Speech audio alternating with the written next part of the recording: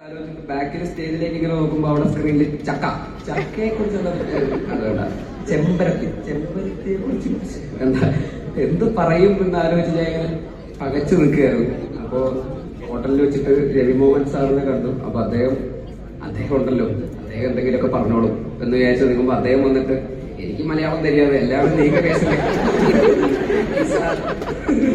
ഞാനേ എന്നെ പേസും தெரியாம നിക്കറേ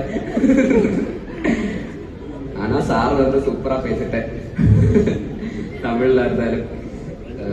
അപ്പോ ഇപ്പോഴും എനിക്കൊരു പിടിയും കിട്ടിയിട്ടില്ല എന്താണ് പറയേണ്ടത്. അതുകൊണ്ടാണ് ഞാൻ ഇങ്ങനെയൊക്കെ പറഞ്ഞുകൊണ്ടിരിക്കുന്നത്.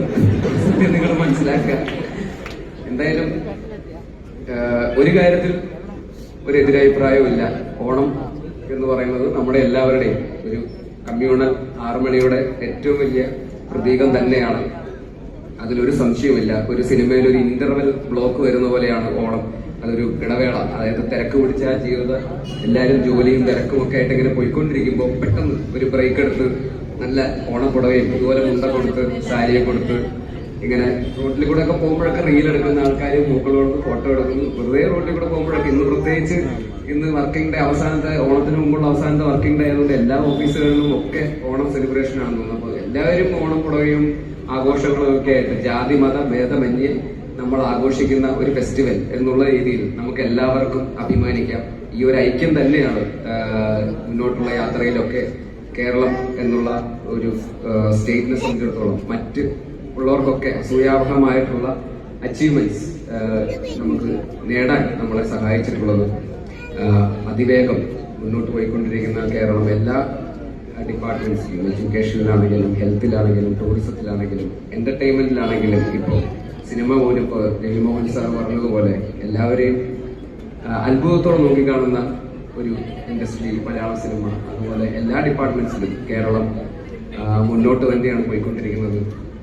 അത് നമ്മുടെ എല്ലാവരുടെയും ഇവിടെ അംഗീകരിക്കാനും ക്രിട്ടിസൈസ് ചെയ്യാനും ഒക്കെയുള്ള ഒരു സ്വാതന്ത്ര്യം നമുക്ക് നമ്മുടെ ഇവിടുത്തെ സർക്കാർ സംവിധാനങ്ങളുടെ ഭാഗമായിട്ട്, സിസ്റ്റത്തിന്റെ ഭാഗമായിട്ട് നമുക്കുണ്ടാവുന്നു.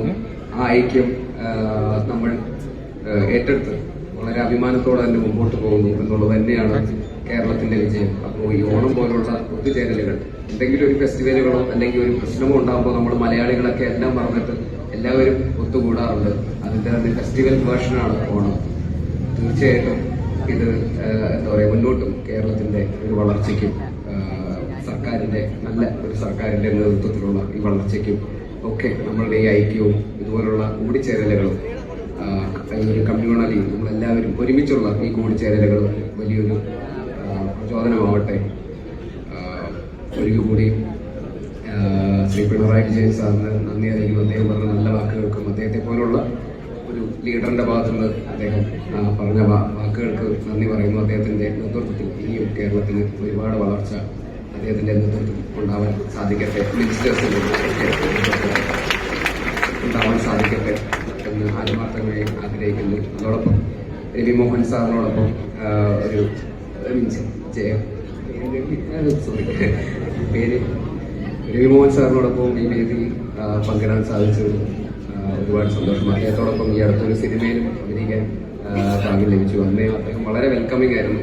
മലയാളം സിനിമയിൽ നിന്നുള്ള ഒരാൾ എന്നുള്ള രീതിയിലൊക്കെ ഭയങ്കര വെൽക്കമിംഗ് ആയിട്ട് തന്നെയാണ് അവിടെ എല്ലാവരും സ്വീകരിച്ചത്. അദ്ദേഹത്തിന്റെ ഒരു ഫാൻ എന്നുള്ള രീതിയിൽ, അദ്ദേഹത്തിന്റെ ഒരുപാട് സിനിമകൾ കണ്ട് വളർന്നിട്ടുള്ള ഒരാളെന്നുള്ള രീതിയിൽ അദ്ദേഹത്തോടൊപ്പം ഒരു സ്റ്റേജ് ഇങ്ങനൊരു വേദി പങ്കിടാൻ സാധിച്ചതിൽ ഒരുപാട്